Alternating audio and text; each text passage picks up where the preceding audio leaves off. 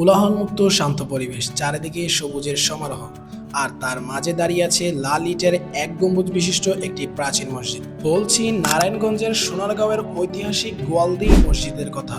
আপনি যদি ইতিহাসের পাতা উল্টাতে ভালোবাসেন, তবে এই মসজিদটি আপনাকে নিয়ে যাবে কয়েকশো বছর পেছনের এক সোনালী অতীতে। গোয়ালদি মসজিদ নিয়ে অনেকের মধ্যে একটা ভুল ধারণা রয়েছে। অনেকে স্থাপত্য শৈলী দেখে একে মুঘল আমলের মনে করেন, কিন্তু এর ইতিহাস আরো প্রাচীন। মসজিদটি নির্মিত হয় 1519 খ্রিস্টাব্দে, 16 শতকের শুরুতে।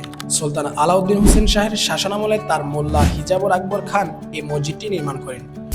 অর্থাৎ এটি আসলে সুলতানি আমলের এক অনন্য স্থাপত্য কীর্তি, যা পরবর্তীকালে মুঘল আমলের ছোঁয়া পেলেও এর মূল ভিত্তি সুলতানি রীতির। এক গম্বুজ বিশিষ্ট এই বর্গাকার মসজিদটি প্রাচীন বাংলার পোড়ামাটির শিল্প বা টেরাকোটা ঐতিহ্যের এক চমৎকার উদাহরণ।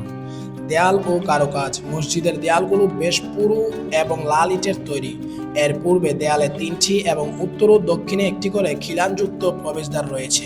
মসজিদের ভেতরে কালো পাথরের তৈরি কেন্দ্রীয় মিহরাবটি দেখার মতো। এতে অত্যন্ত সূক্ষ্ম ও চমৎকার লতাপাতার নকশা খোদাই করা আছে, যা সুলতানি আমলের কারিগরদের দক্ষতার পরিচয় দেয়। কালের বিবর্তনে মসজিদটি একসময় প্রায় ধ্বংসস্তূপে পরিণত হয়েছিল।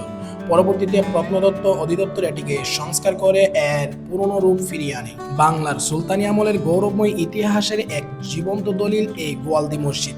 ইট পাথরের এই প্রাচীন দেয়ালগুলোর সামনে দাঁড়ালে মনে হয় তারা যেন ফিসফিস করে 500 বছর আগের কোনো গল্প আমাদের শোনাচ্ছে। আজকের ভিডিও এতটুকু পর্যন্ত। দেখা হবে অন্য কোনো নতুন ভিডিও নিয়ে।